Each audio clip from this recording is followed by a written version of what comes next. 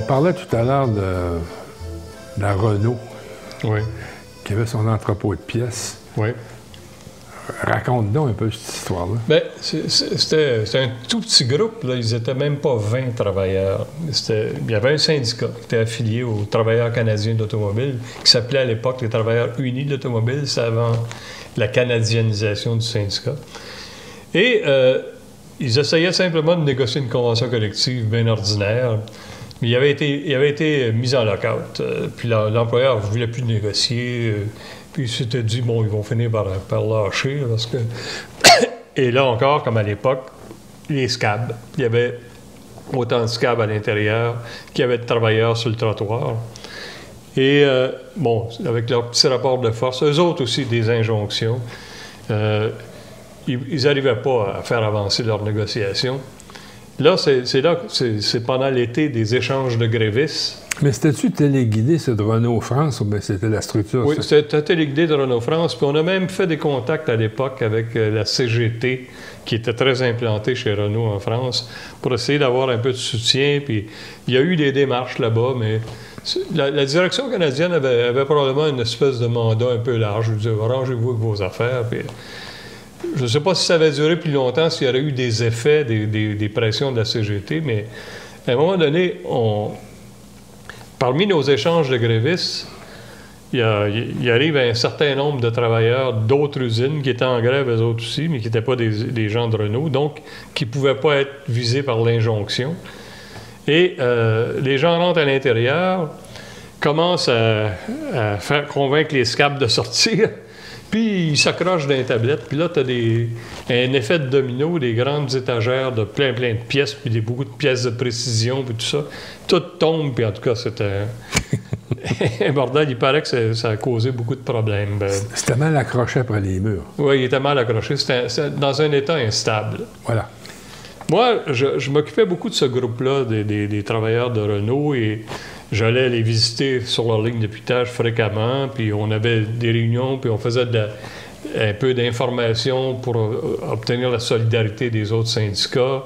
On répandait un peu l'information pour quasiment... C'était pas un boycott officiel de Renault, mais on s'acheminait vers ça. Mais avec cet événement-là, ce jour-là, moi, j'allais voir les grévistes comme d'habitude, puis en arrivant, je vois qu'il y a du monde devant l'usine, mais un attroupement pas mal plus grand que les 3-4 grévistes auxquels on avait le droit avec l'injonction.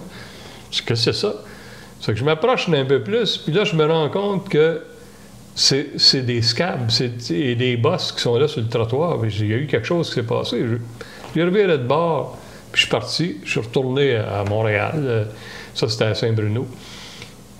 Là, il y a ça, j'ai pas vu ça, mais il y a un des cadres qui me connaissait de vue parce qu'il me voyait sur la ligne de pilotage de temps en temps, qui a sauté dans son auto, puis il m'a suivi, qui a pris mon numéro de plaque. Et quelques jours plus tard, je reçois la visite de 2 enquêteurs de la Sûreté du Québec. Puis là, ils disent, on veut vous interroger sur ce qui s'est passé à Renault. J'avais su par les journaux qu'il y avait eu un saccage à Renault. Certains scabs avaient été un peu maltraités en étant invités à sortir. mais il n'y a pas eu de blessés graves, rien. C'est plutôt des dommages matériaux. Et là, les policiers me disent, qu'est-ce que tu faisais là? Je dis, oui, c'est vrai que je suis allé. Puis je leur explique. Je suis allé voir si les grévistes étaient là. Quand j'ai vu que c'était pas des grévistes, mais c'était des cadres, manifestement. Puis je savais pas ce qui s'était passé. Je suis retourné. Puis là, ils ont dit, oui, mais tu sais qu'il y a eu un saccage, t'as pas participé à ça. Je dis, ben non, je suis jamais débarqué de mon auto. C'est le gars qui vous a donné mon numéro de plaque est franc, il va convenir que j'ai juste fait un U-turn dans la rue, c'était un cul-de-sac celui-là, puis je suis reparti. Ça reste comme ça. Moi, je pense que c'est fini. Je leur signe même une déclaration.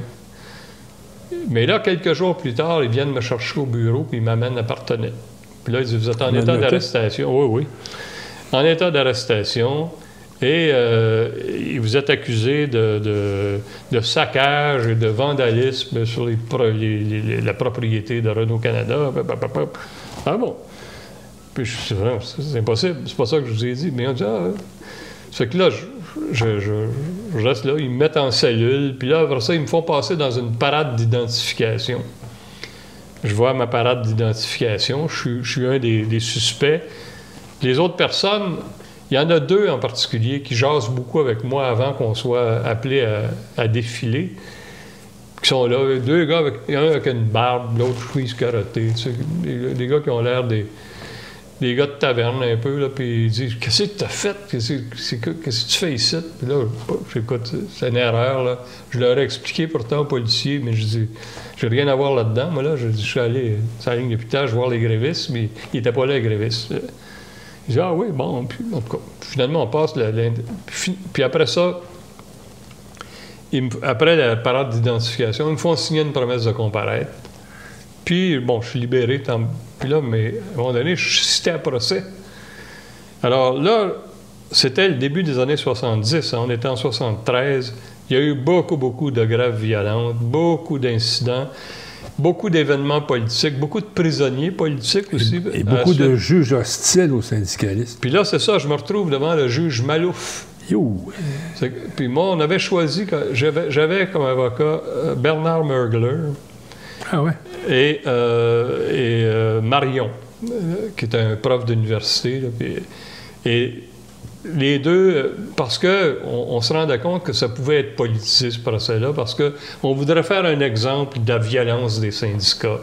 On voudrait montrer que les syndicats téléguidaient les... Alors, on s'est dit, faut pas prendre ça à la légère. Là, même, c'est pas juste mon accusation à moi comme saccageur, là. C'est voir si la FTQ téléguide des casseurs et tout ça. Alors, on a dit, faut vraiment se défendre comme il faut. On a exigé un procès devant jury. Et là, le procès a duré au-delà d'une semaine. Ah ouais? Mais là, j'ai vu défiler là, un paquet de témoins frémés, des témoins mensongers qui sont venus raconter certains inscables qui venaient dire qu'ils m'avaient vu rentrer en criant puis en sacrant avec un bat de baseball au-dessus de la tête. Avais-tu du sang qui était... Ah, parce que quasiment, puis un couteau dans les dents. Puis un autre qui disait que je téléguidais tout le monde, puis je leur disais, va fesser sur lui, puis tout ça. Puis le boss qui venait me dire qu'il m'avait vu courir en dehors de l'usine, puis en tout cas, des folies. Ça n'avait rien à voir avec ce qui s'était passé dans les faits. C'est vrai qu'il y avait eu un saccage, on n'y a pas ça, là. Mais pour me relier à ça, tous leurs témoignages étaient faux. Puis là, les 2 flics qui étaient sur la... C'était 2 flics, les 2 gars là, qui avaient l'air de gars de taverne, là, je l'ai su parce qu'ils sont venus témoigner. C'est des flics de la moralité, à voir ça. Puis, moralité. Oui. Qui avaient mis là sur la ligne d'identification. Et ils sont venus témoigner que je leur avais dit que oui, on avait organisé ça parce que la grève durait depuis longtemps. Puis, les faux témoins. Les faux témoins, là, ils mentaient comme des cochons. Là, puis, en tout cas, mais finalement, au bout de la ligne, ça a été long, les délibérations et tout ça. Je me souviens pas de tous les détails, mais j'en ai eu un peu parce qu'il y a un des jurés qui nous a parlé après coup. Ils ne sont pas supposés, là, mais qui nous a parlé des délibérations. Puis il y en a 2 ou 3 qui résistaient, puis ils trouvaient qu'il y avait des témoignages contradictoires. Tu sais, sur l'heure où j'étais rentré, l'heure où j'étais parti, sur les gestes que j'avais posés, puis d'autres gestes que je suis supposé avoir posés. Je ne pouvais pas être le même gars qui avait fait les 2 affaires. En tout cas, finalement, j'ai été acquitté. Mais, comme par hasard, la négociation a repris après. Je ne dis pas qu'il faut absolument saccager un endroit pour que le boss négocie, mais des fois, ça aide.